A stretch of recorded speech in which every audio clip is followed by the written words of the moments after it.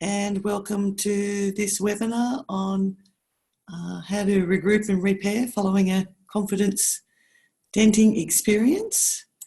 I think many of you know me already. Just before we get started, I'll tell you a little about myself. I'm founder of Clarity, Simplicity, Success, and the purpose of this business is to empower women to feel that they can be successful at being themselves while ever they try to be successful at whatever they do. The reason the name is so long is because clarity, simplicity and success are the 3 steps in the self-coaching process that I've designed for women and is contained in the self-coaching journal I've written of the same name. You might get the flavour from the success part of it that it's something quite close to my heart. After a 35-year career, ouch, it's hard to admit that, across industrial and corporate settings, mainly male-dominated and quite often as the sole woman, particularly the sole woman in leadership. I've learnt a lot of lessons about the challenges that we can face as women to succeed at our various roles, including the career one, and feel that we're being authentic and sincere to ourselves. So by way of starting, if my clicker will participate with me, which it's not going to,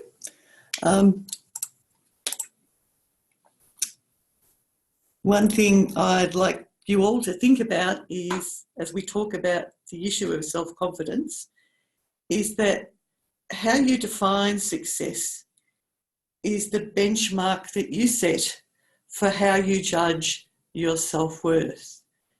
And success is we often let it be defined by things in the outside world, what is it to be a successful mother, or successful in business, or successful in a corporate role.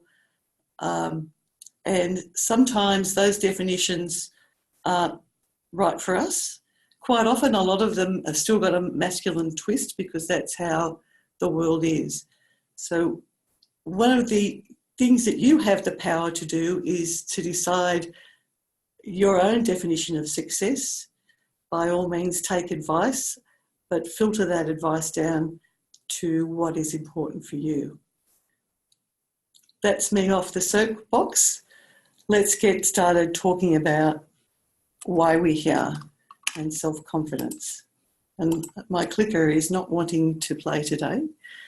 So the whole purpose of sharing what I'm going to share with you today is to help you recoup from either a single experience, or it might be an ongoing situation where you feel that your confidence has been dented or impacted. To do that, we're going to look at a very simple framework to help you understand why. And the understanding why is the hard piece of work in terms of understanding what you might be able to do next to rebuild from here. And that's because it requires you to ask some questions of yourself and to understand what are the things about the situation or the experience that have been impacting you that way. And then I'm going to talk about how you can then use that information to take some steps to rebuild your sense of self-confidence. Now, questions are my superpower, so I'm going to start with a question, and I'm going to stop speaking for probably 30 seconds, which is a long time for me, and get you to reflect on this question, which is, how self-confident are you? And if you've got pen or paper, or you just want to take a moment to reflect, I'd like you to describe to yourself in your own words how self-confident you are feeling at this particular point in time.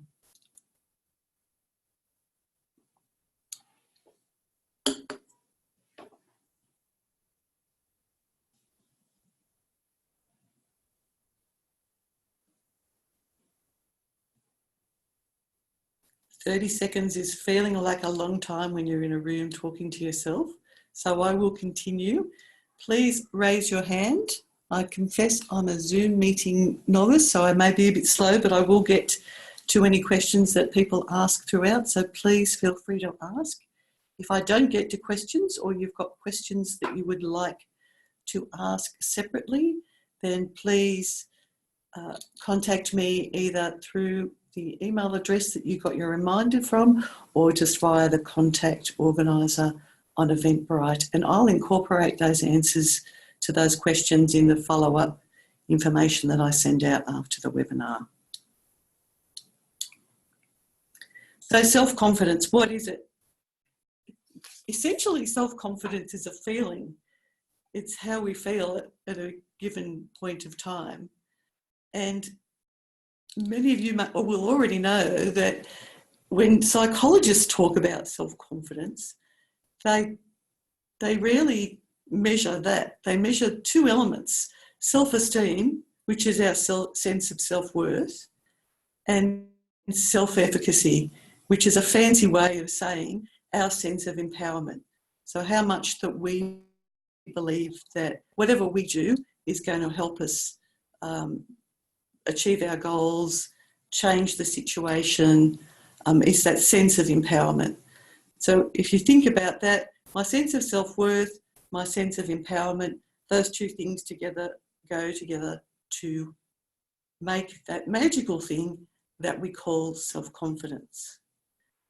And one of the things that I noticed about self-confidence from my own experience is that you tend to think it's something absolute that either exists or doesn't exist.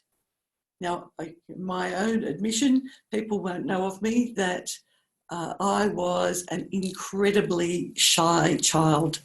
I used to be so shy that I would hide from people, and I've spent a lot of my life overcoming that shyness, and I felt a sense that I was not a self-confident. But what I've discovered is that self-confidence is something that you can build, is impacted by the outside world, but that you can build from the inside. And there's the myths around self-confidence are many, but what happens is that the myths that exist about what self-confidence really is set up a trap. So we judge ourselves against that benchmark of, okay, that person is self-confident, I'm not. If you're self-confident, you look this way, you don't. And ironically, that's like a hall of mirrors.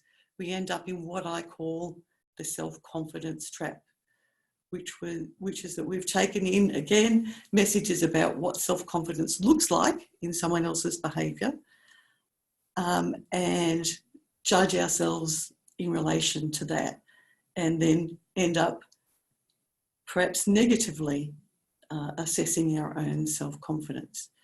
Now, self-confidence looks like something on the outside. What it feels like on the inside is a whole other thing. And you can appear self-confident and do things that surprise you without necessarily feeling self-confident at the time.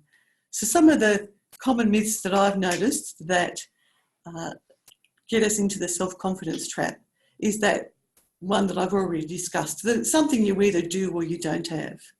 Now, if you think about all the situations that you face in your life, I was very confident getting myself into the city on the train because I've done it a million times. It's a habit. I don't think about it. There are lots of things where we are confident or comfortable to do. It's impacted by the context.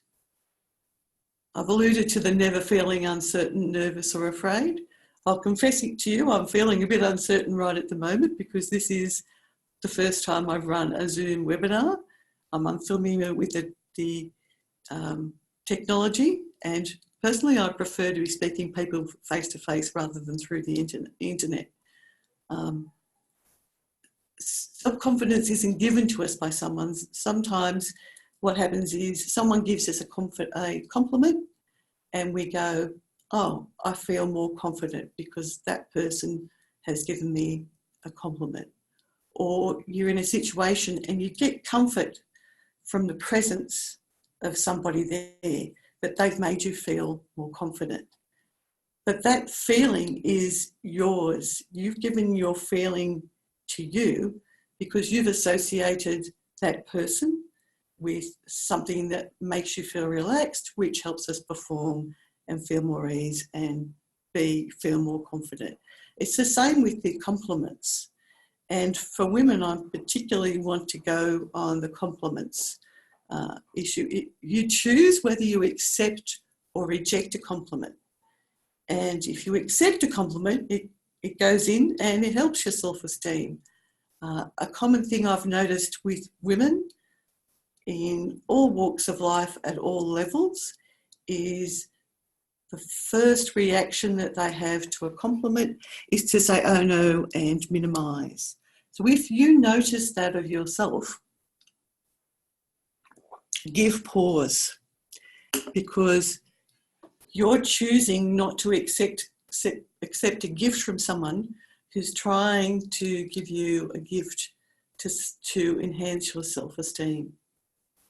And it's one small habit that's powerful that we could all change to let us take in those compliments. We're all more than happy to take in the criticism, because quite often it matches the criticism that we've got going on inside our head. And it's just not helpful. But it is helpful to accept a compliment. People rarely give them lightly, and it is a precious gift. This other point I've put in particularly for women is the necessary to have before you can act. I don't know about you. I'd like you to think about what it is that you're thinking that you need to do. So I've personally been down the, I need to have more experience at this before I can apply for this job. I need to study something more because I need to know more about this before I can do X. I almost went down that rabbit warren when I wrote my self-coaching journal. I went down and looked at a whole lot of academic research and thought, gee, before I can write anything useful, I'm going to have to do a PhD. Fortunately, my husband rescued me from that, and I stepped back and realised that I knew enough, and what mattered more was that I gave it a try. And the last confidence myth, which I've sort of touched on already, is that confidence is a feeling that guarantees success. Feeling confident, feeling comfortable helps us perform better, which helps you do what you're trying to do in the manner you're trying to do it, but it's not a guarantee. And people who we see that are very successful and you look up to and you think they're poised and calm and confident, they're human too. And if you've ever seen some of the behind the scenes at political rallies or music concerts or theatre performances, you'll see people go out and give a poised performance, but they weren't necessarily feeling confident the moment they stood on the stage. So think about those. If you're holding any of those myths, you're holding yourself up to an unrealistic standard. But compliments, take them, say thank you, and let them reinforce your self-esteem. And I want to go to the flip side of success, which is what happens when it doesn't work out the way we intended, which is we define something as a failure. But a failure is a flip side of success. You set a benchmark, and that benchmark was your expectation of how things would be and whether they worked or not. Sometimes they go better than we expected. If they don't, or they don't go exactly as we thought they would, we tend to let some air out of our self-esteem and define that as a failure. And we personalise that sense of failure. So trying something and having it not go as you expected is not failure. It doesn't make you a failure. It failed. That attempt didn't work out. It maybe also succeeded in many ways as well. So think about that concept of success is something for yours to define as much as failure is. Don't personalise it when it doesn't work out the way you expected. It's one of the things personally, and I refer back to myself because I've got a lot of lessons on this. I'm a control freak. I'm a partially recovered in perfectionist, and one of the things that I've had to let go is that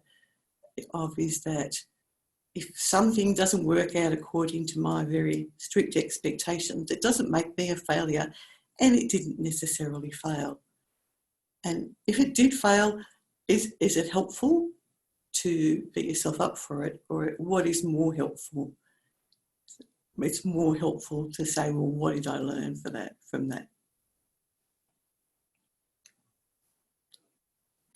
Are you all still there? Hopefully you're all still there. So let's get on to you. And I'm assuming that you're here either because you're curious or because something had happened, or you're in an ongoing situation that dented your self-confidence. And what I'd like to step through with you now is a way to unpack why it is that your confidence got dented. Now, I am going to just pause here. I'd like to just, anybody raise their hand if they can hear me properly. And secondly, three participants, 6. Okay.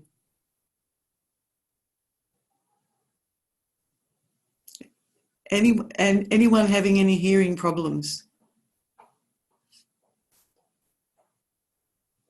So I'm getting a flash that says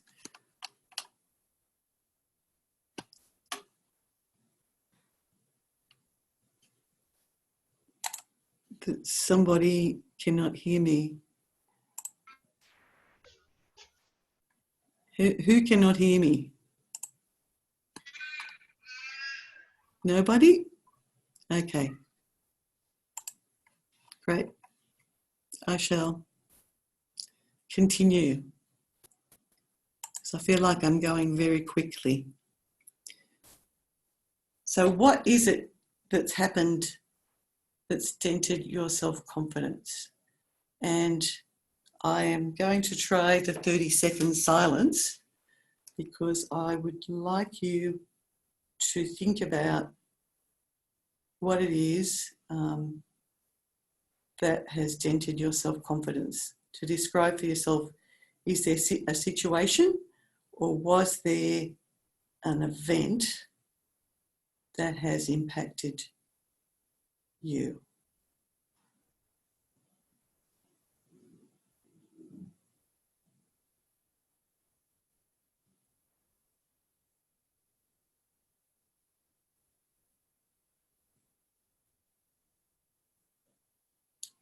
And if you've got pen and paper, write it down, describe it to yourself.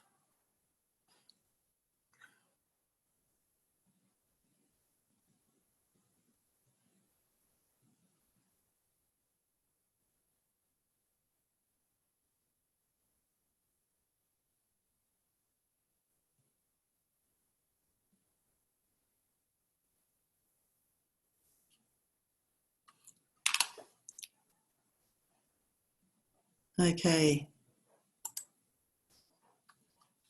I am going to try something. If anyone would like to share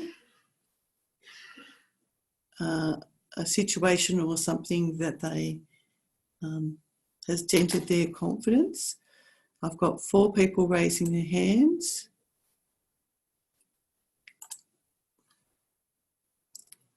So Mandy, Meta, Heather. So Heather, would you like to share? Yes, can you hear me? I can hear you. Okay, so menopause has dented my confidence a bit, particularly when I get the hot flashes during the day and a poor night's sleep the night before, and I feel as if I can't function as well as I am used to. And how? So it, how do you feel? Do you feel like you're lacking competence? Yeah, so it's quite easy to do silly things when you haven't slept properly the night before. Mm-hmm. And that kind of dents your confidence a bit because you think, well, why did I do that? That was a silly thing to do. Then you start questioning yourself. You wonder how other people are perceiving you and all those kinds of things. Okay, so you've got into a inner critic argument. Mm. Mm. And what would you say to somebody else in the same situation? I'm not sure. I'm still working through it. I think I've had to focus on where I have actually been able to perform well, rather than focusing on when I'm not. Excellent. And then doing every strategy I can to improve my health so that the impacts are lessened. Okay, so you've taken your self-efficacy and you've applied it to what you can do. Yeah. Yeah. Try to. Yeah. Well, we'll talk about that word try. Well, I'll mention that word try now, and if anyone's done any coaching, they've probably had coaches pull them up. When we say we try, it's, if anyone's got kids and they say, oh, yeah, I'll try, Mum, we tend to not necessarily be convinced that they'll try real hard. It's giving yourself an out. Yeah, yeah. So watch that language as well. To that language to self, which is one of the reasons why I'm big on writing stuff down freehand, because it's amazing what words you say to yourself and the impact that they have. Thank you, Heather. I'm going to mute you now. Anyone else would like to share? Annette, you still got your hand up? Hi, Annette here. Can you hear me? I can. Yeah. My confidence, funny because I've just hit perimenopause, so that resonated with me just now as well. My confidence has been dented by working in some quite abusive, bullying type of workplaces over the years. Yeah.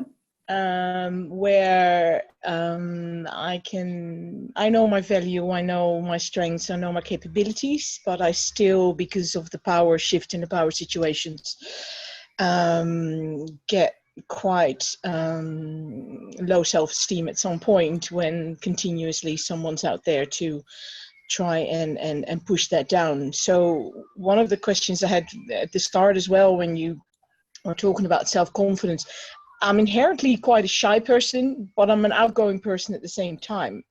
So quite often that leads to sort of overconfident. And I have found in the workplaces I've worked in that overconfidence, if you will, is seen as threatening, and people want to push that down or try and break that in me, if that makes sense.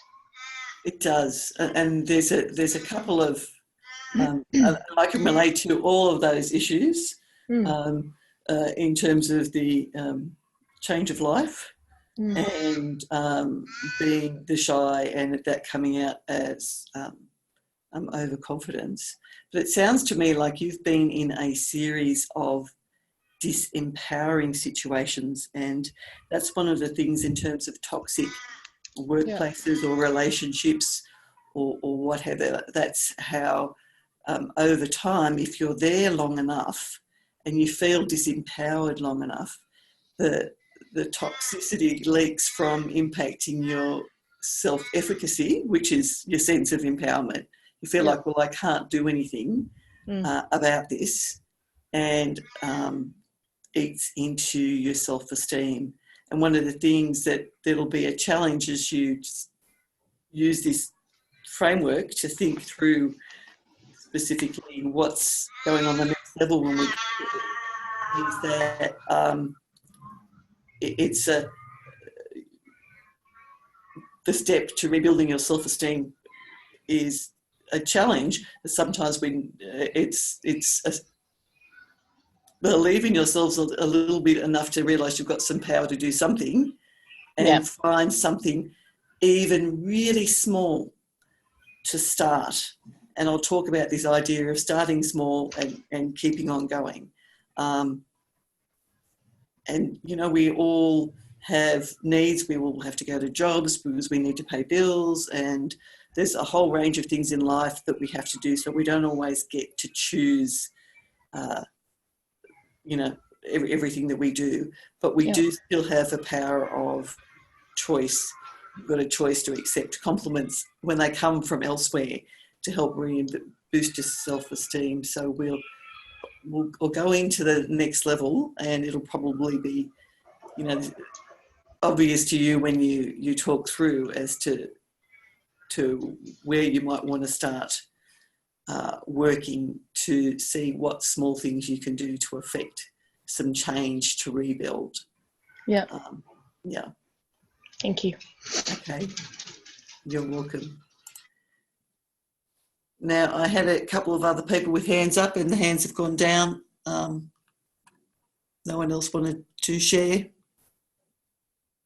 Okay. I will carry on.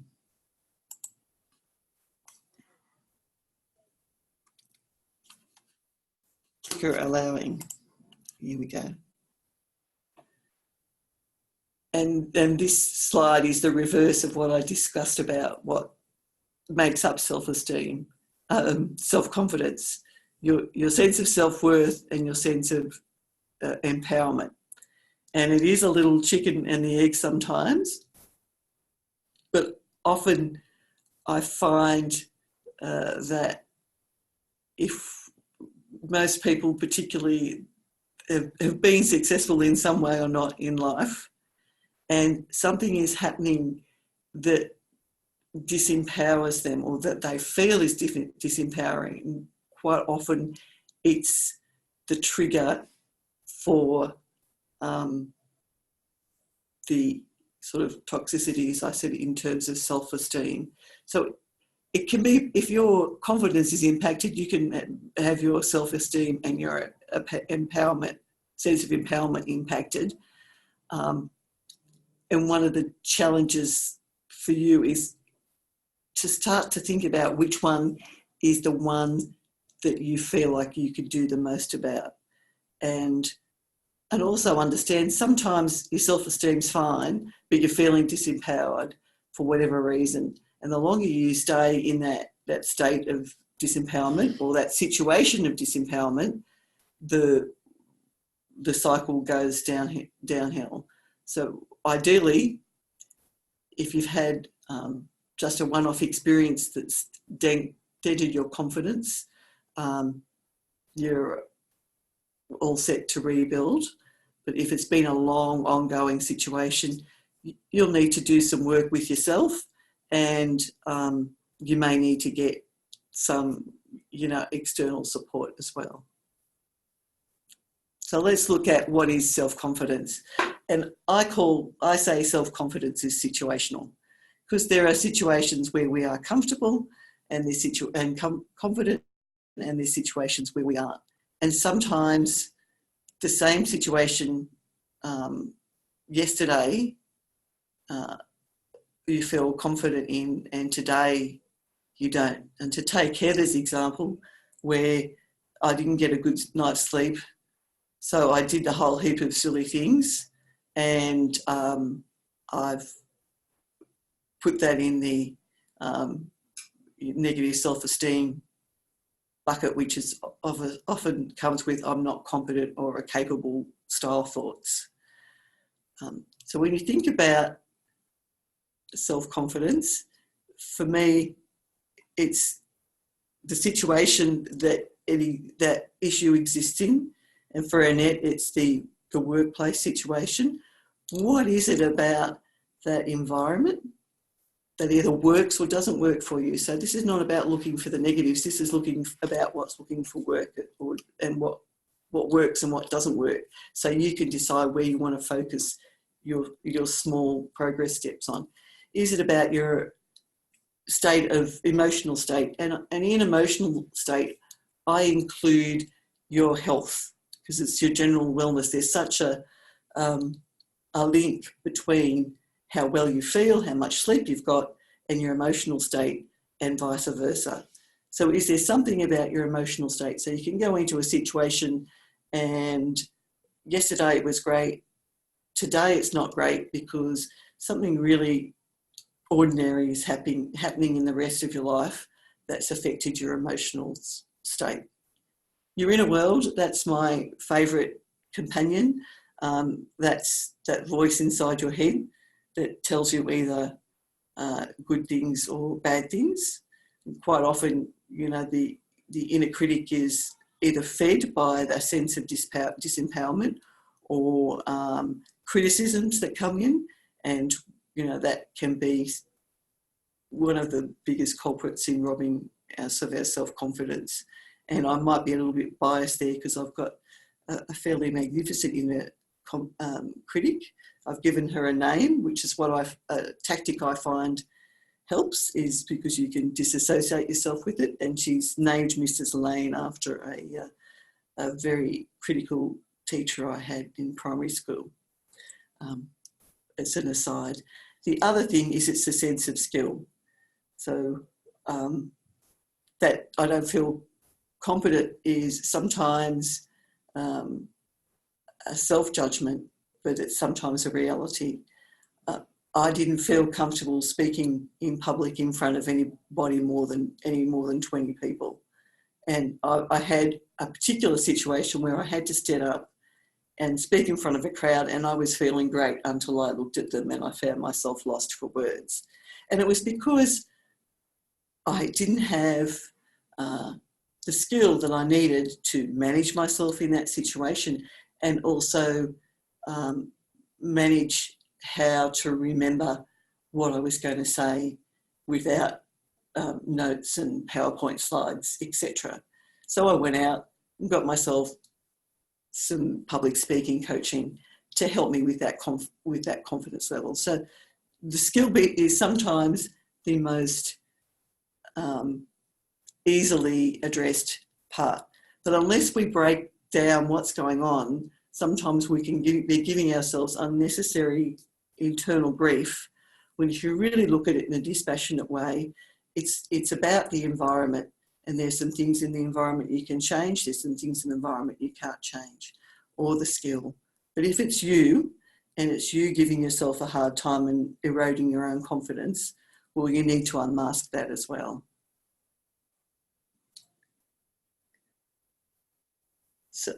So in terms of process, when you're looking at what it is about these particular aspects of the situation or experience that you had, there are a lot of questions to ask beyond this, but I recommend, if there's something that's really deeply impacting you, that you take the time to ask yourself the question, you know, in the environment, how comfortable I am. And if you say, oh, well, I'm really comfortable, that's great. Why are you really comfortable? Because that is a clue. It's a part of your comfort zone that you can build on. The same thing with emotions. If you're feeling emotionally great, tell yourself that. If you're not, understand what are those emotions that are going on inside you. And so it goes on with skill and self-talk. And to talk about skill, I'll go back to this, the are you skilled is a perception. If you feel that you are skilled, then it's probably not, you're not going to be stressed or feel unconfident about doing something. Sometimes we are skilled.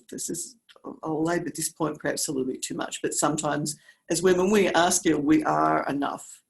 And I know at least one of you on the call who made a big life change in terms of their career, and went through all the can I do this? Do I know enough? Have I not enough skill? And you did, you have, and you are now busy. So sometimes that feeling of lacking competence or skill is about us. So when you go through and ask yourself that the questions about how skilled do I feel in this situation or in this particular job,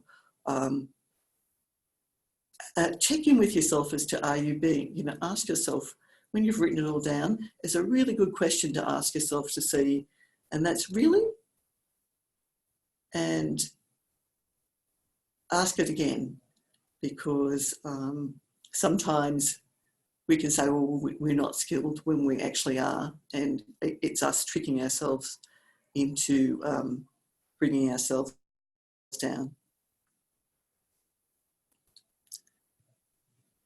So I recommend you go through that exercise, and I call it easy because confidence isn't easy, but it's easy. So environment, emotion, skill, inner world. They're the 4 elements of the situation that you can break down to look at what it is that's going on. Once you've done that, it's a reflection and a decision process. So what patterns or themes do you notice amongst what you've written down? But we all know ourselves pretty well. Sometimes we don't admit it. But what do you notice from other circumstances in the past? And there'll be one or two that really probably jump out at you. And then it's about the small next step. So I'm in this disempowering work context and I'm having difficulty adjusting to it, being able to be myself to it, in it. So what is one small thing that I can take? And it may be as small as maybe I can't change work, but what can I do in my outside life to add something positive that gives me enjoyment and reinforces to me who I am, so that I can put that in my self-esteem bucket and take it with me to help me as I work through this situation. Maybe that one next step is starting to work out how to write your resume if the job is that bad as well, because there are other jobs out there and it's a process. So what's one action I take? It doesn't need to be big, and I actually recommend that it's quite small and it's something that you can achieve. And what support do you need to take that step? And this is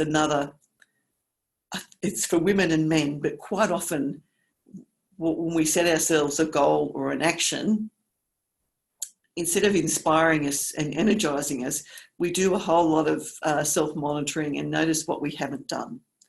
And one of the best things you can do is ask for help. It's a lesson that I've had to learn the hard way in my life.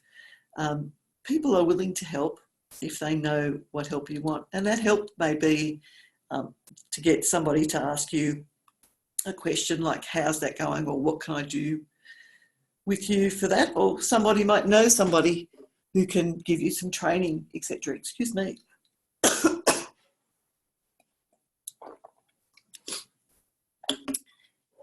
And when you've done that,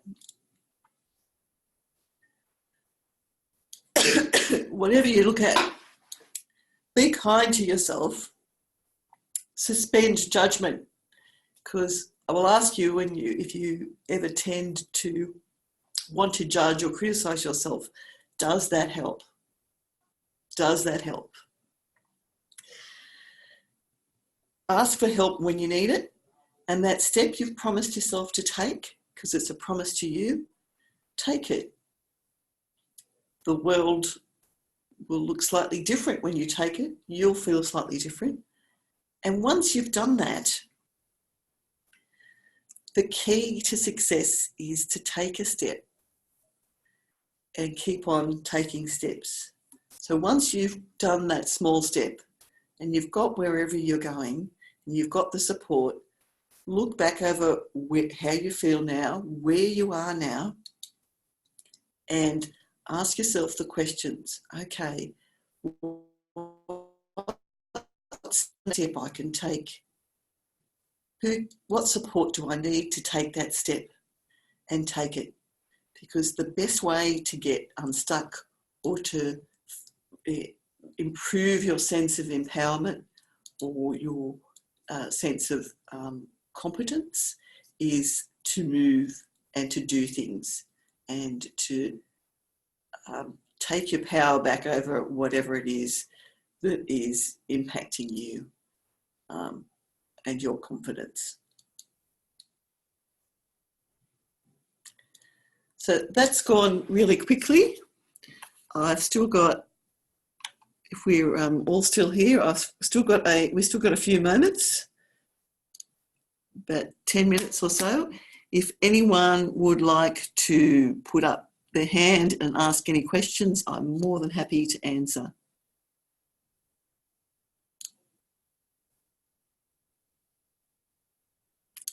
No? Okay. Well, thank you for your time today and your attention. I hope that you have found the webinar to be useful and helpful for you.